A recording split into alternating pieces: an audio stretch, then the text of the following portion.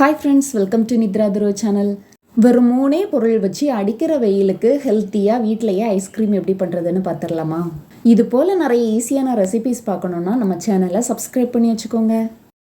Mixie ஜாரில் நல்ல பழுத்த வாழைப்பழமாக 2 வாழைப்பழம் உரித்து சேர்த்துக்கோங்க. பெரிய சைஸ் வாழைப்பழமாக இருந்தால் 1 வாழைப்பழம் மட்டும் சேர்த்துக்கோங்க. இதோடவே 5 பீஸ் சாக்லேட் சேர்த்துக்கலாங்க. சாக்லேட் பழத்தோட இனிப்பை பொறுத்து கூடுதலாகவோ குறைவாகவோ சேர்த்துக்கோங்க. இதோடவே கெட்டியான பசும்பால் எடுத்துக்கலாங்க. இந்த பாலை நல்லா காய்ச்சிட்டு நல்லா ஆற விட்டுருங்க. ஆற விட்டுட்டு அரை கப் அளவுக்கு இதோட சேர்த்துக்கலாம். இதில் சேர்க்குற சாக்லேட்டை ரூம் டெம்பரேச்சரில் இருக்கிற மாதிரி எடுத்துக்கோங்க. ஃப்ரிட்ஜில் இருந்து எடுத்து உடனே அரைச்சிங்கன்னா அது சரியாக அரைப்படாது. இப்போ இது எல்லாத்தையுமே சேர்த்து நல்லா அரைச்சி எடுத்துகிட்டு வந்துடலாங்க. இந்த மாதிரி நல்லா க்ரீமியாக இருக்கணும். இதோடவே நான் 1 டேபிள் ஸ்பூன் அளவுக்கு முந்திரி பருப்பை சின்ன சின்னதாக கட் பண்ணி சேர்த்துருக்கேன்.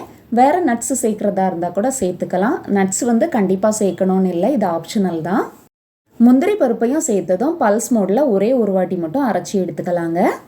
இதை குல்ஃபி மோடில் ஊற்றி எடுக்கிறதா இருந்தால் கூட எடுத்துக்கலாம். நான் இன்றைக்கி மோல்டு எதுவுமே யூஸ் பண்ணலை. இந்த மாதிரி மூடி வச்ச பாத்திரம் எடுத்துக்கோங்க. அப்படி இல்லைன்னா நம்ம நார்மலாக யூஸ் பண்ணுற டம்ளர் எடுத்துக்கோங்க. எடுத்துகிட்டு அது உள்ள இதை சேர்த்துடலாம். இதை இப்போ டைட்டான மூடி போட்டு மூடி வச்சுக்கலாங்க. ஃப்ரீசரில் 8 மணி நேரத்துக்கு இதை அப்படியே வச்சிடலாம். பாருங்கள், இப்போ 8 மணி நேரம் கழித்து எடுத்தாச்சு. ஐஸ்கிரீம் ரெடி ஆயிடுச்சு. இதை ஒரு 10 செகண்டுக்கு மட்டும் தண்ணியில் வச்சு எடுத்துக்கோங்க.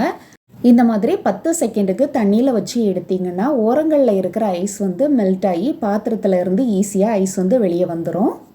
ஐஸ்கிரீம் சூப்பராக ரெடி ஆயிடுச்சு. நீங்களும் இதே போல் வீட்டில் செய்து பார்த்துட்டு எப்படி இருந்ததுன்னு சொல்லுங்கள். வீடியோ பிடிச்சிருந்தா லைக் பண்ணுங்கள், ஷேர் பண்ணுங்கள். தேங்க்ஸ் ஃபார் வாட்சிங்.